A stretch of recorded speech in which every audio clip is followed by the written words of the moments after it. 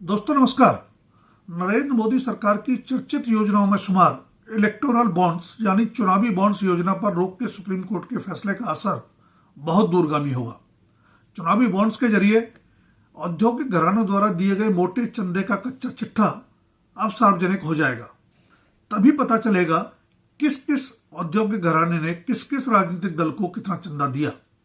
Supreme court ने चुनावी bonds बेचने के लिए अधिकृत स्टेट बैंक ऑफ इंडिया को आदेश दिया है कि 12 मार्च 2019 के बाद बेचे गए सभी बॉन्ड्स के खरीदारों और चंदे के रूप में उन्हें हासिल कर कैश करवाने वाले राजनीतिक दलों की जानकारी 6 मार्च तक चुनाव आयोग को उपलब्ध कराए। सुप्रीम कोर्ट ने चुनाव आयोग को भी आदेश दिया है कि स्टेट बैंक ऑफ इंडिया द्वारा उपलब्ध करवाया गया विवरण 13 मार्च 2024 तक अपनी वेबसाइट पर अपलोड कर दे, ताकि हर नागरिक जान सके कि किस राजनीतिक दल को किससे कितना चंदा मिला है। लगभग 8 साल पुरानी चुनावी चंदे की इस योजना के खिलाफ दायर याचिकाओं पर सुनवाई के बाद पिछले साल नवंबर में सुरक्षित रख लिया गया फैसला सुप्रीम कोर्ट की 5 सदस्यीय संविधान पीठ ने आज 15 फरवरी को सुनाया। याचिकाओं में चुनावी बॉन्ड्स योजना को सूचना के अधिकार का उल्लंघन तथा कॉरपोरेट्स की चुनावी फंडिंग को देश में स्वतंत्र एवं निष्पक्ष चुनाव के खिलाफ बताया गया था। देश की राजनीति को गहरे तक प्रभावित करने वाली इस योजना पर मुख्य न्यायाधीश डीवाई चंद्रचूड़ की अध्यक्षता वाली 5 सदस्यीय संविधान पीठ का फैसला ऐसे वक्त आया है जब 18वीं लोकसभा के चुनावों की घोषणा जल्द होने वाली है। केंद्र में सत्तारूढ़ भाजपा के अलावा जितनी भी प्रतिक्रियाएं इस फैसले पर आई हैं, उनसे समझ पाना मुश्किल नहीं होना चाहिए कि इसका चुनावी स्वच्छता से लेकर राजनीतिक संस्कृति तक पर दूरगामी असर होगा। Justice Sanjiv Khanna, justice VR Gavai, justice JB Pardiwala और जस्टिस मनोज मिश्र इस संविधान पीठ के अन्य सदस्य रहे। सुप्रीम कोर्ट ने जिस तरह योजना के पक्ष में सरकारी वकीलों द्वारा दिए गए तर्कों को खारिज करते हुए इसे असंवैधानिक ही करार दे दिया है, वह नरेंद्र मोदी सरकार के लिए बड़ा झटका माना जा रहा है। 2018 में लागू की गई चुनावी बॉन्ड्स योजना 2017 में लाते समय दावा किया गया था कि इससे चुनावी चंदे में काले धन पर रोक लगेगी और साफ धन का प्रवाह बढ़ेगा। यह योजना तत्कालीन वित्त मंत्री स्वर्गीय अरुण जेटली के दिमाग की उपज बताई जाती है। लंबी चली सुनवाई के दौरान केंद्र सरकार कम से कम 5 सदस्यीय संविधान पीठ के समक्ष तो ऐसा कोई प्रमाण पेश नहीं कर पाई जिससे साबित होता कि चुनावी चंदे में काले धन का प्रवाह रुका है।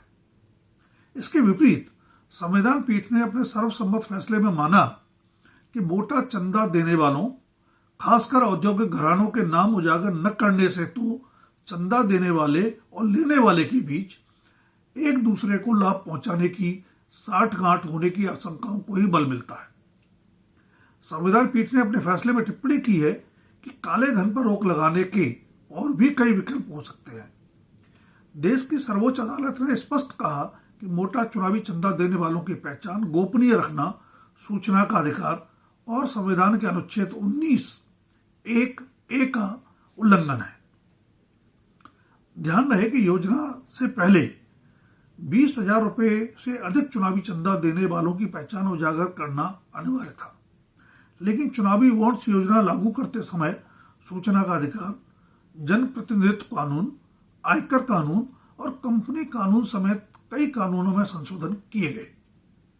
सुप्रीम कोर्ट ने अपने फैसले में उन संशोधनों को भी रद्द कर दिया है।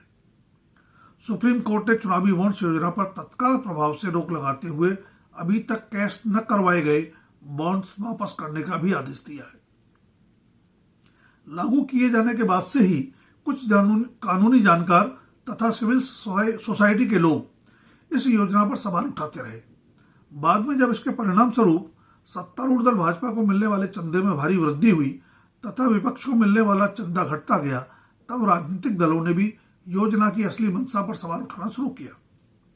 चुनावी बॉन्ड्स के आंकड़े बताते हैं कि उनसे मिलने वाला 2/3 तक चंदा भाजपा के खाते में गया, जबकि विपक्षी दलों को मिलने वाला चंदा लगातार कम होता गया। विपक्ष में भी मुख्यतः उन्हीं राजनीतिक दलों को चंदा मिला जिनकी कहीं राज्य सरकार है। बेशक भाजपा केंद्र और ज्यादातर राज्यों में सत्तारूढ़ है, पर सत्तारूढ़ और विपक्षी दलों को मिलने वाले चंदे में इतना ज्यादा अंतर न सिर्फ चंदा देने वालों की मंशा पर सवालिया निशान लगाता है, बल्कि राजनीतिक दलों के बीच चुनावी मुकाबले को भी प्रभावित करता है। राजनीतिक दलों के बीच चुनावी मुकाबले में संसाधनों और अवसरों की समानता के लिए ही कभी यह सुझाव आया था कि सरकार खुद चुनावी फंडिंग करे, लेकिन नरेंद्र मोदी सरकार चुनावी बॉन्ड्स की विवादास्पद योजना ले आई, जिस पर देश की सर्वोच्च अदालत ने अब अंततः फुल स्टॉप लगा दिया है। लेकिन फैसले से योजना पर उठे सवाल सरकार को आने वाले दिनों में परेशान करते रहेंगे, क्योंकि लोकसभा चुनाव से ठीक पहले विपक्षी दलों को उसे कटघरे में खड़ा करने का बहुत बड़ा मुद्दा मिल गया है। दोस्तों, अगर वीडियो पसंद आए तो लाइक, सब्सक्राइब और शेयर करना न भूलें। पर सबसे जरूरी है आपके सुझाव, ताकि आने वाली वीडियोस को और बेहतर बनाया जा सके। धन्यवाद। आज के लिए इतना ही। जल्द फिर मिलेंगे किसी नए विषय के साथ।